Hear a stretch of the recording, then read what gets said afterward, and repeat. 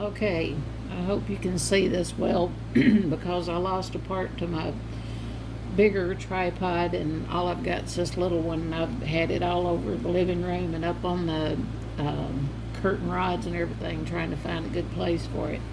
Okay, this is loop yarn.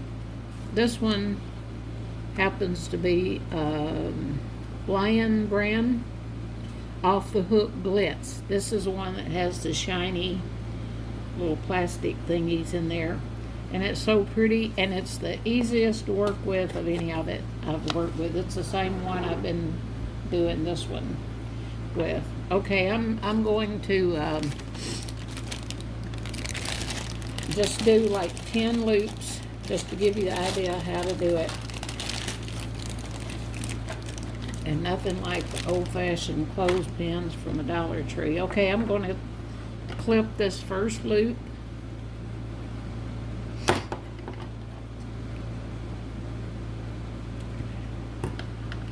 You want to leave a tail there. Okay, and then turn the loops away from you. I'm going to count 1, 2, 3, 4, 5, 6, 7, 8, 9, 10. I'm going to put this right here so I don't lose my place. Okay, and then you just turn your yarn around. If you have a longer row here, it's a little easier. The first row of anything's always the hardest. Okay, you just take your first loop here after the clothespin or safety pin, whatever you want to put there, and go through the back. You take that loop and go through the back.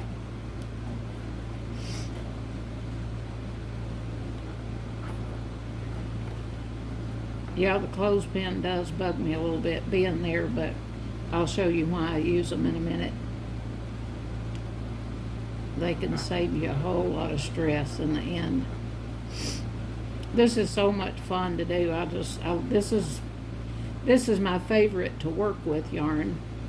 I'd love to have that other yarn to finish that gray blanket, but they discontinued it, so I did pick up some variegated yesterday at Walmart. I hope you can see me. I've had a hard time trying to figure this camera thing out. I need a camera person to help me because it really needs to be up over my head. Okay, you can pull these as hard as you want to, get them all laying flat, and then you just start back and do this. Always go through the back loop.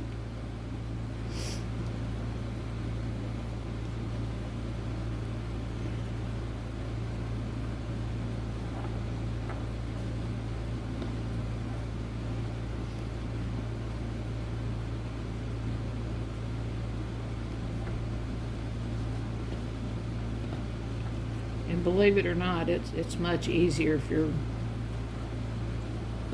making a wider a wider blanket or whatever you're making. I just want to show you how easy this is and how pretty it is.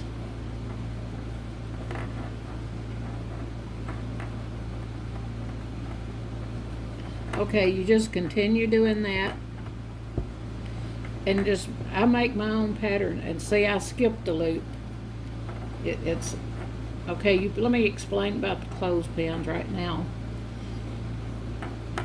Like on my blanket, where's that? I hope you can see this. When I'm making this size blanket, it's 60 loops. So every 10 loops, I put a clothespin there to mark it. Because, believe it or not, once you get like a fourth of the way done, you're going to miscount. I did it, and I had to tear this one out twice, and I'm not going to do it again. I put the clothespins on there, no more problems. Because you count it as you go. It's a lot easier than the way I'm explaining it, I'm sure. Okay, going back to this. After you do your as many rows as you want to make, you design your own pattern. Then we're going to do a purl stitch, and it's simply bringing your yarn around this way, and it's easier if you can kind of turn the loops, or most of them anyway, going in the direction they're supposed to go in. Makes it easier. Okay, then you go in the front of it. Just go through every loop.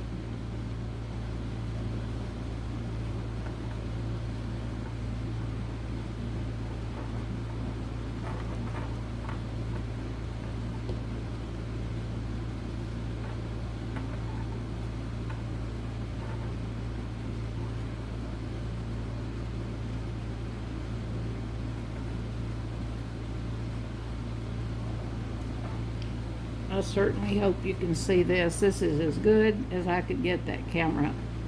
Believe me, I've tried everything. I've got to order a bigger tripod. Again, I got one of those little cheap ones from Walmart, and it's not worth 2 cents. Okay, see, that makes a pretty purl stitch.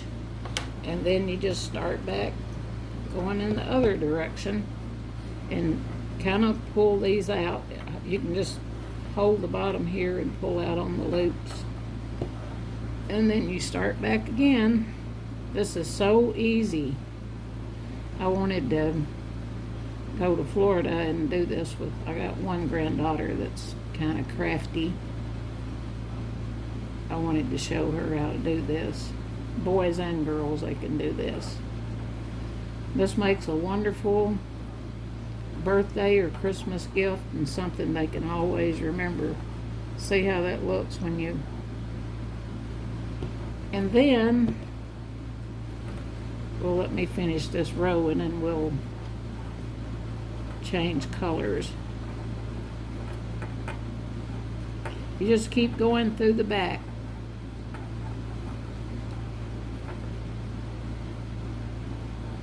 And like I said, once you get a lot, not even a lot, and once you get 4 or 5 rows done and you got a wider place, then you're kind of holding your arm on it as you go, and it's much easier. This is more fun than anything I think I've ever done. Okay, let's see, I have 1, 2, 3, 4, 5, 6, 7, 8, 9. I've missed something somewhere. I knew that. Yep, I missed the loop down on the other. That's so easy to do.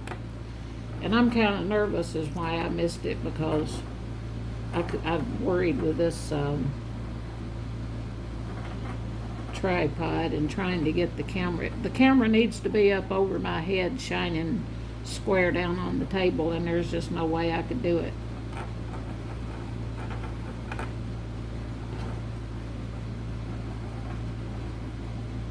But I'm going to show you how pretty this. I don't know why I'm trying to hurry. I guess if the video runs a little long, at least I'm taking my time showing you the proper way to do it instead of trying to rush through and do a 10-minute video. Okay, I'm not going to snip this off because I'm going to use it, but if you're changing colors, they say leave 2 loops, but I just leave 1. I just clip that one right there, and then you tie it off in the end like you would if you were crocheting. I'll show you what I do in a minute. Okay, if you have a little girl, you want to just start the same process. And it's just so glittery and shiny, but yet it's soft, and it's just pretty. I just love it. Bobo hates it because I'm not spending any time with him. Some of you have asked to see him, but I keep it so cold in here. He's up under the blanket. He doesn't like to come out very much.